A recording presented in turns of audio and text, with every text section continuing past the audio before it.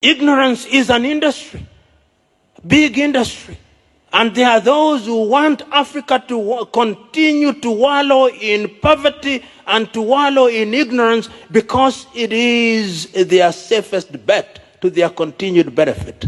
The day we wake up to that reality, the safer we are. That is why the English had this beautiful saying, let sleeping dogs lie. So we are sleeping, and we are being allowed to lie. And we are being hypnotized into even greater sleep and slumber, to dream even further.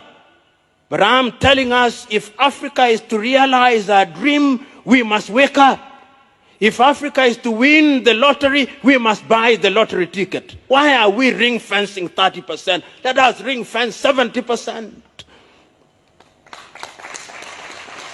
It can't be done because it is a question of cross-fertilization of ideas. We must learn from other civilizations, but learning must not mean surrendering to them. I'm submitting to us that we surrender to them. And going forward, therefore, you who are present here, we must think of another Africa. An Africa where when we talk about technology, whether it is in solar technology today, Morocco, and I stand to be corrected, is engaged in developing one of the largest solar farms anywhere in the world. I'm still talking about consulting engineers even in that field. Kenya is doing another major solar project, and all African countries ought to be engaged in it. Namibia, I think, is also engaged in it. But if you ask who the consulting engineers are for those projects, they are not Africans. Even the solar panels that are going to be used, the best that African countries will do is to assemble them. They'll be brought as completely knocked down kits, and ours is to assemble them as our children assemble Lego.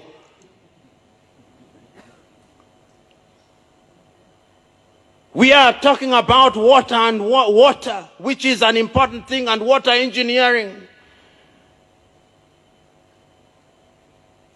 And we have consulting engineers in that regard. Even when we talk about water engineering and the drilling equipment, I know of no African country that makes water drilling equipment. Perhaps South Africa. South Africans correct me.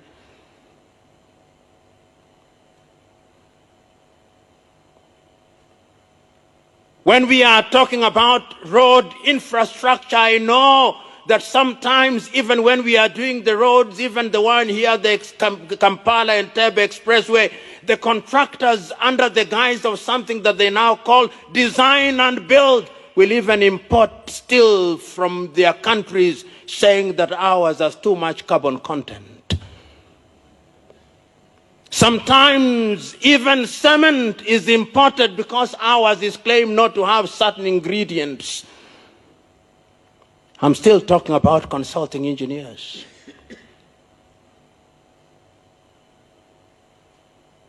When we are doing our railways, we may celebrate them all we want, but when we receive the wagons, they are rehabilitated engines that belong to the museums alongside the spinning wheel.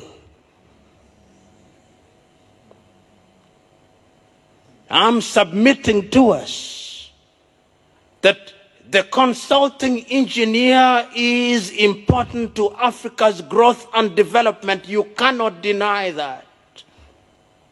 And I can see the vision. I can see what the African leaders were thinking about when they met in Addis Ababa, Ethiopia, and came up with Agenda 2063. They were looking at the engineer and they were saying that the engineer, well, if he is a civil engineer, Let him be an African civil engineer who is aware of the African terrain. Let him be an engineer who is equipped with what he or she needs to grow Africa, so that when he or she is engaged in designing and ultimately presiding over the building of African roads, he knows his or her continent. That is what they were thinking. So that when they are building this road across the continent, the equatorial forest of Congo, they are building and they are empowering other African engineers. I saw them thinking about that. They must have been thinking about hydroelectric power, and they were thinking about generating power from the nearly 1,270 hydroelectric power stations that we have built. They were thinking of geothermal, and they were thinking of consulting engineers who have African experience and know Africa and relate with other civilizations in a manner that is beneficial to Africa. They must have been thinking like that. When they were thinking about fuel, fossil fuel, and they were thinking about the pipeline, they must have been thinking about chemical engineers and other related engineers who would be doing things for the benefit of Africa. They were thinking about aeronautical engineers that would be capable not only of ensuring that the planes that are made in Europe and America fly, but who are moving progressively to ensuring that even Africa can produce an aircraft. The Brazilians have done it in our lifetime. But today, that is not the truth. So, fellow engineers, if I have dampened your spirit, that was my intention.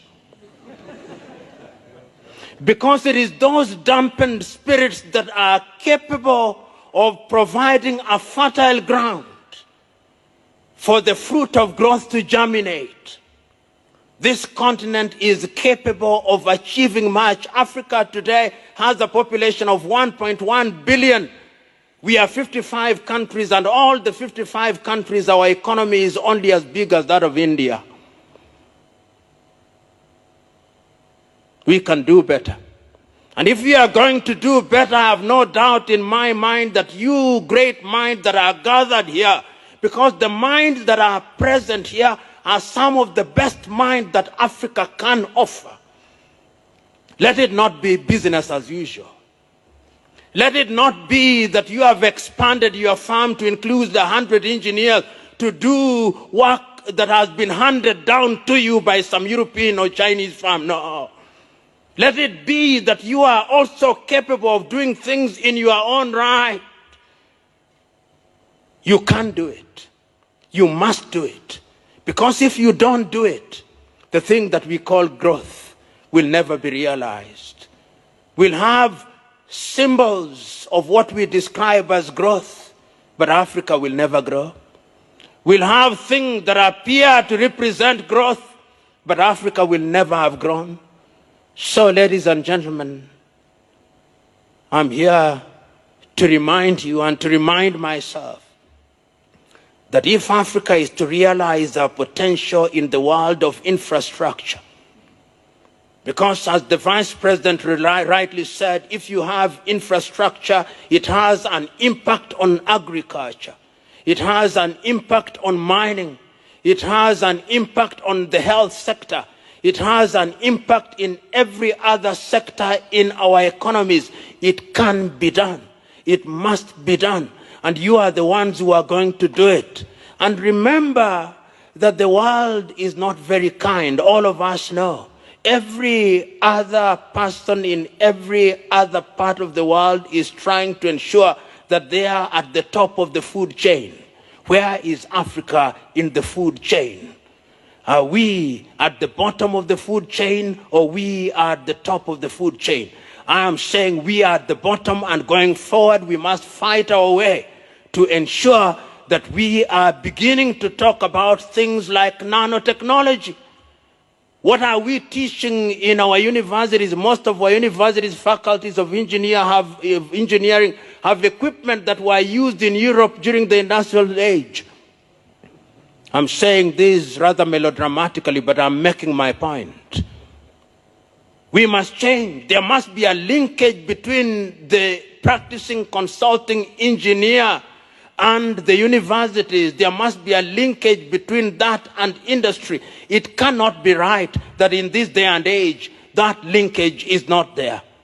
And I believe that under the aegis of Gamma and FIDIC, it can be done, and that deliberate efforts are going to be made to ensure that we move in that positive direction so that Agenda 2063 is realized and the promises under the Sustainable Development Goals are also realized. I want to conclude this with this. Have you realized that several years ago we had something called the Millennium Development Goals? They were never achieved. So we have renamed them Sustainable Development Goals. And there are more now. So the truth is, Africa must also define her own problems, and having defined her own problems, must also find solutions to her own problem. Do not be cheated. Do not be deluded that the world is full of benevolent individuals and institutions whose only claim to fame is that they want to lift Africa from the morass that she now finds herself in. The reality is, the poverty of Africa is the glory of some civilizations. Poverty is an industry. Ignorance is an industry, big industry. And there are those who want Africa to continue to wallow in poverty and to wallow in ignorance because it is their safest bet to their continued benefit.